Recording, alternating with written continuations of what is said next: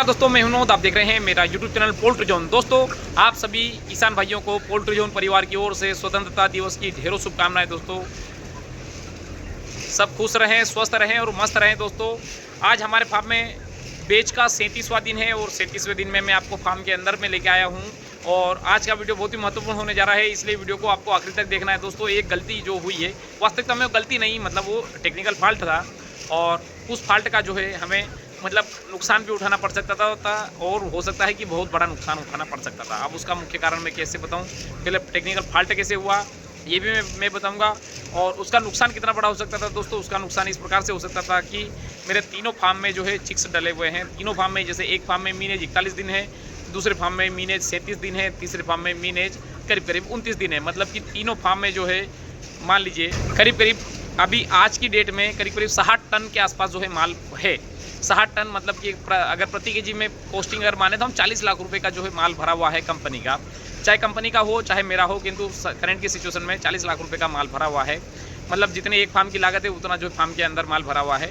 तो आज नहीं, एक्चुअली कल हुआ था, मतलब टेक्निकल फॉल्ट मुझे आज पता चला।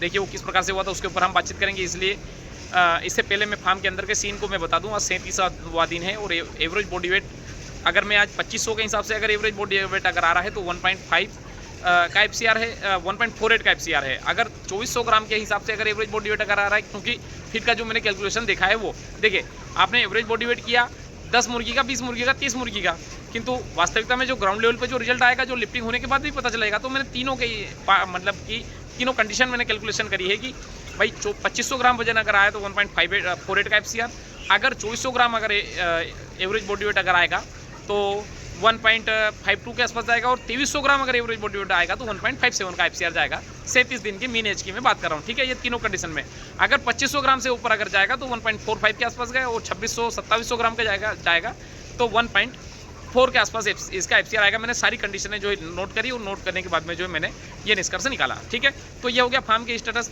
तो अब एक्चुअली क्या हुआ दोस्तों, मैं चलो आपको जनरेटर के पास में लेके चलता हूँ ताकि आपको जो वो चीज़ जो समझ में अच्छे से आ जाएगी। तो दोस्तों ये है मेरा जनसेट और ये 58 kVA का जनसेट है, फुल्ली ऑटोमेटिक जनसेट है। मतलब लाइट जाने के बाद में ऑटोमेटिक चालू हो जाता है। और ये है मेरा चेंज ओवर। देखिए ये कौन सी कंडीशन में चेंज ओवर, नंबर 1 कि सर्किट ब्रेक करने के भी काम में आता है। और मान लो जनरेटर में अगर कोई ख़राबी अगर हो गई और हमारी सप्लाई अगर चल रही है तो इस पैनल को भी बाईपास करने के लिए हमने change over, manually change over जो है 100 एम्पियर का हमने लगा रखा है, ठीक है ना। मतलब किसी कारणवश अगर ये जनरेटर खराब हो जाता है या फिर इस पैनल में कोई समस्या अगर आती है तो हम क्या कर सकते हैं, इसको हम ऊपर उठा देंगे, डायरेक्ट बाईपास लाइन होके सीधे हमारे फार्म के अंदर चली जाएगी। ये हमने सिस्टम कर रखा है। किंतु यहाँ पे एक चीज़ जो है कमी है वो ये है कि मुझे यहाँ पे मेन जो सप्लाई आ रही है ना, डायरेक्ट किस में आ गई, चेंज ओवर में आ गई। चेंज ओवर से डायरेक्ट सप्लाई किस में चली गई, फिर पैनल में चली गई। ये भी ऑटोमेटिक चेंज ओवर ही समझ लो इसको, ठीक है। मतलब यहाँ पे मुझे एक और कटआउट देना था, तो कटआउट देने से मुझे फ़ायदा ये होता कि अभी मेरा काम तो मैंने क्या लाइन सप्लाई बोर्ड से ही बंद करवा के और मतलब लाइन को कर लिया। जैसे मैंने ग्रिड पे फ़ोन लगा दिया, लाइन 10 मिनट की ट्रिप लेके मैंने काम करवा दिया। क्या काम करवाया उसके ऊपर भी मैं बताऊंगा और क्या क्या हो सकता है, ये सब बातें जो है इस वीडियो में करूँगा। मतलब यहाँ पे क्या क्या होना चाहिए मैं पहले ये बता रहा हूँ। यहाँ पे एक कटआउट होना चाहिए, तो मेन सप्लाई कटआउट में जाना चाहिए, उसके बाद में चेंज ओवर में जाना चाहिए और उसके बाद में फिर जो है पैनल में जाना चाहिए। तो अभी एक्चुअली क्या हुआ था उसके ऊपर हम आ जाते हैं। ये है ऑटोमेटिक चेंज ओवर। मतलब कि देखिए यहाँ पे 3 फेज जा रहे हैं, 3 फेज और एक न्यूट्रल। ये कहाँ से आया है, मेन सप्लाई बोर्ड से आया, यहाँ से गया, यहाँ पे गया। और देखिए ये जो सेंसिंग केबल लगी है, रेड कलर की जो सेंसिंग केबल है ना, ये है सेंसिंग केबल लगी हुई है। और इसका सब ये जो मेन एक रिले में गई हुई है और एक आउटपुट कहाँ पे गया हुआ है, पैनल में गया हुआ है, जनरेटर के पैनल में गया हुआ है। तो हुआ क्या, ये देखिए यहाँ पे ब्लैक कलर, देखिए ये जो फेस जो दिख रहा है आपको ब्लैक कलर का, ये एक फेस जल गया। मतलब हुआ क्या, अब उसके पीछे भी मैं बहुत एक छोटी सी कहानी ये है कि इस रेड फेस के ऊपर हमारी पानी भरने की मोटर पंडू भी लगी हुई है। अब और जितना भी जैसे फार्म के अंदर की जो लाइट वगैरह है सब रेड फेस पे ही दिया हुआ है। तो एक फेस पे ज़्यादा लोड होने के कारण और चूँकि बरसात में हुआ क्या कि मतलब जो पंडू भी पानी भरने की जो मोटर है उसमें कहीं केबल में फॉल्ट हुआ होगा, तो उसके कारण वहाँ पे अब वो ज़मीन में ज़्यादा मतलब ज़मीन में लीकेज होने के कारण उसके ऊपर ज़्यादा लोड पड़ा और उसने इस फेस को जला दिया। वो उस फेस को एकदम से भी नहीं जला क्योंकि यहाँ पे हेवी तार लगा हुआ है। तो यहाँ पे इसमें क्या किया, तो हल्का सा पहले तो ब्रेक हुआ। तो कल की डेट में क्या हुआ कि देखिए मैं इसको पहले लगा दूं, पहले चलो मैं ये समझा दूं। कल की डेट में क्या हुआ कि हल्का सा यहाँ पे ब्रेक हुआ, तो लाइट आने के बाद में यहाँ से जो है सर्किट ब्रेक हो गया। तो जनरेटर को तो एक सप्लाई तो मतलब एक फेस यहाँ से अगर मतलब मेन सप्लाई अगर चली जाएगी तो जनरेटर के पास में प्रॉपर सप्लाई नहीं जाएगी।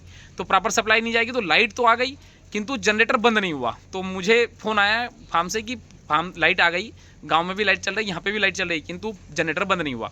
तो मैंने पहले फेस पूछा कि फेस सीक्वेंस में क्या आ रहा है, तो कुछ भी नहीं है। फेस एक फेस में जो है फेस 200 के आसपास दिखा रहा था, बाकी जो है 230 240 दोनों फेज में येलो और ब्लू में जो है दिखा रहा था। मतलब 2 फेज सही थे, एक फेज में कमी थी। ठीक है, तो मैंने फिर आके देखा, चूँकि कल तो मैंने उनको मैनुअली बंद करने का बोल दिया, मैनुअली ऑपरेट करके चेंज ओवर को करके। और कल की रात में तो जो है चूँकि रात हो चुकी थी, बारिश हो रही थी, मैं आ नहीं पाया। अब मैंने आके देखा दोपहर में, तो यहाँ से एक फेस गया हुआ था। अब एक फेस यहाँ से अगर ख़राब अगर हो गया, मतलब जाएगा जनरेटर के पास में सप्लाई अगर प्रॉपर तरीके से जाएगी तो ही जनरेटर सिस्टम को चलने देगा, नहीं अन्यथा जनरेटर सिस्टम को खुद बंद करके और चालू हो जाता है। मतलब इसका कार्य करने का तरीका ऐसा है।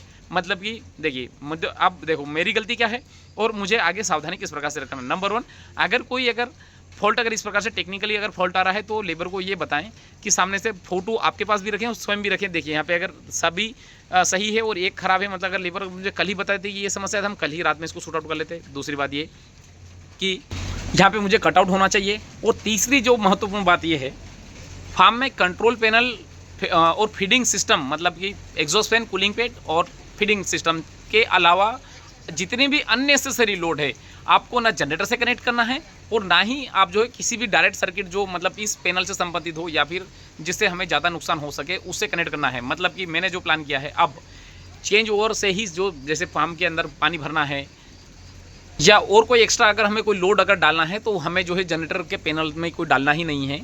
मतलब कि हमें 2-3 चीज़ें, देखिए नुकसान तो नहीं हुआ, नुकसान इसमें इस प्रकार से हो सकता था। अब अगर जनरेटर को अगर हम मैनुअल अगर हम इसको डायरेक्ट अगर कर देते तो उस कंडीशन में क्या होता, लाइट अगर चली जाएगी तो आपको पता नहीं चलेगा। रात में अगर नींद लग गई तो रात पता नहीं चलेगा आपको। तो चूँकि आपने तो बाईपास कर रखा है तो नींद नहीं खुली तो जनरेटर तो चूँकि ऑटोमेटिक पे डला हुआ है, अगर लाइट अगर नहीं आपकी लाइट चली गई और आपकी नींद नहीं खुली तो आपने तो उसको मैनुअल मोड पे कर रखा है, तो उस कंडीशन में अगर आपकी नींद नहीं खुली तो जनरेटर आप चालू नहीं कर पाओगे, उसका में फार्म के अंदर नुकसान बहुत बड़ा हो सकता है।